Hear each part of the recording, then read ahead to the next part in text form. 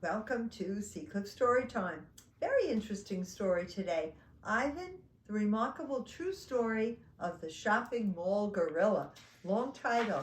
Let's find out what the story is all about. Okay, beautiful illustrations. In leafy calm, in gentle arms, a gorilla's life began.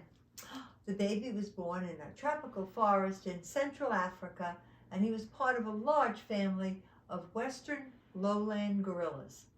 The troop, and that's what they called them, included babies and juveniles, females, and a male leader, the silverback. The more the baby gorilla grew, the more he played, and the more he played, the more he learned. He rode on his mom's back, and he listened to the hoots and the grunts and the chest beats of his father.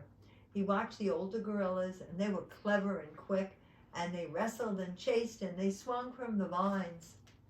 He didn't learn about humans, well, until it was too late. Poachers with loud guns and cruel hands stole the little gorilla baby. Well, after thousands of miles and endless days in a black, damp crate, at last came light and fresh air.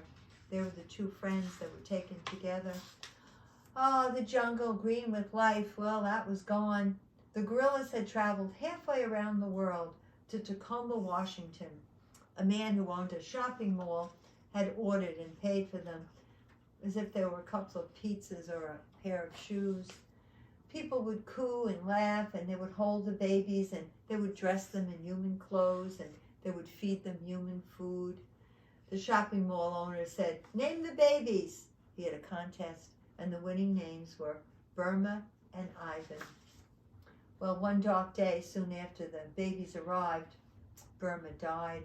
Without her, Ivan was all alone with a lot left to learn.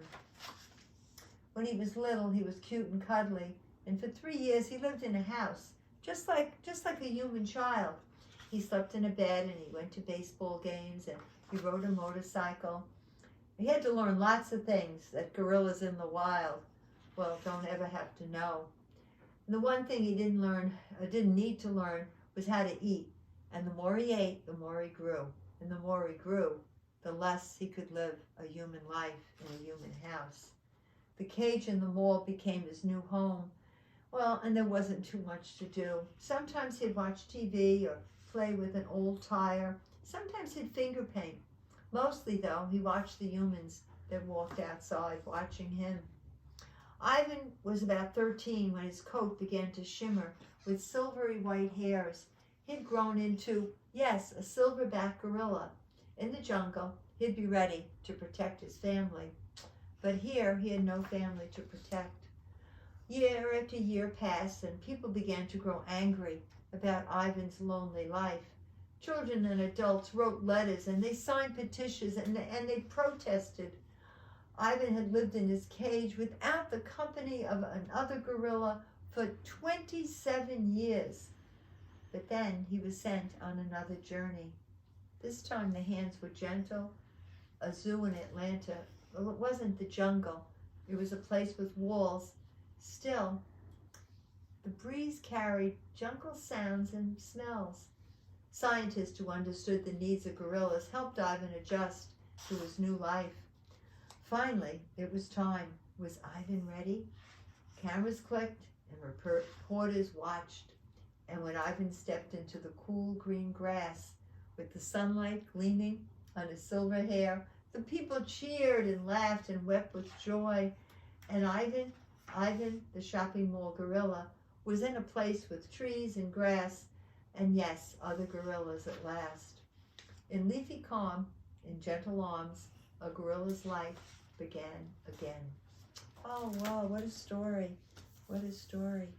Well, we have no birthdays today, but we could just sing like a cheerful happy birthday to everyone, and hope that Ivan's life was a lot easier after he left that shopping mall, right? All right, let's sing. Happy birthday to you, happy birthday to you, happy birthday, dear Ivan. Happy birthday to you. Ah, very nice. Thank you, Aaron Purr. Thank you, Portia. And yes, indeed, thank you, Oberon. And you especially, Cameraman Dan. Thank you very much. And remember, I love you all very, very much.